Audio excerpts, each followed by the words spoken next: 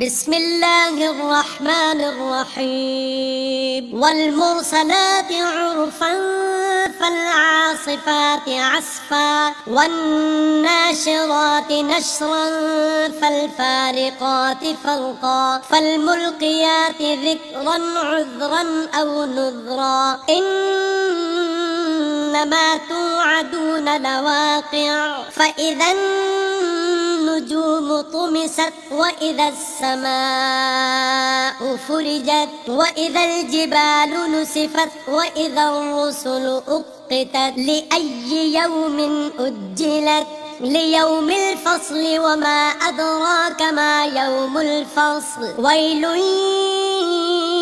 يومئذ للمكذبين ألم نهلك الأولين ثم نتبعهم الآخرين كذلك نفعل بالمجرمين ويل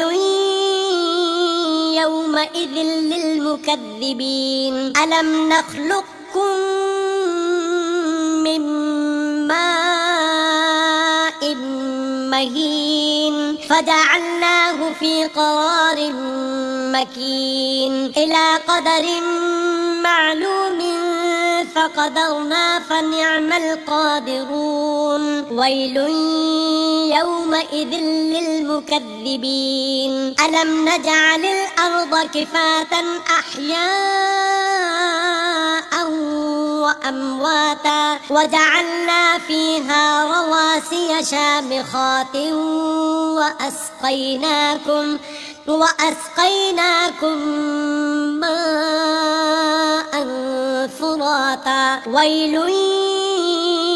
يومئذ للمكذبين انطلقوا إلى ما كنتم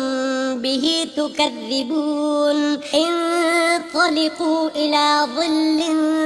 ذي 3 شعب لا ظليل ولا يغني من اللهب إنها ترمي بشرر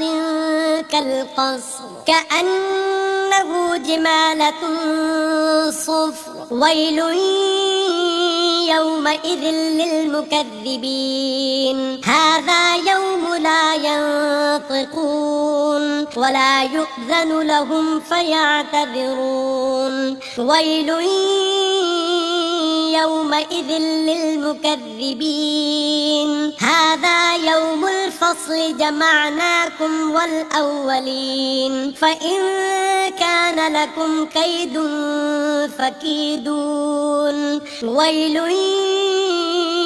يومئذ للمكذبين إن المتقين في ظلال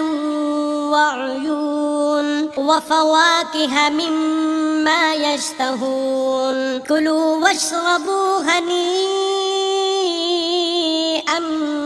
بما كنتم تعملون إنا كذلك نجزي المحسنين ويل يومئذ للمكذبين كلوا وتمتعوا قليلا إنكم مجرمون ويل يومئذ للمكذبين وإذا قيل لهم اركعوا لا يركعون ويل يومئذ للمكذبين فبأي حديث بعده يؤمنون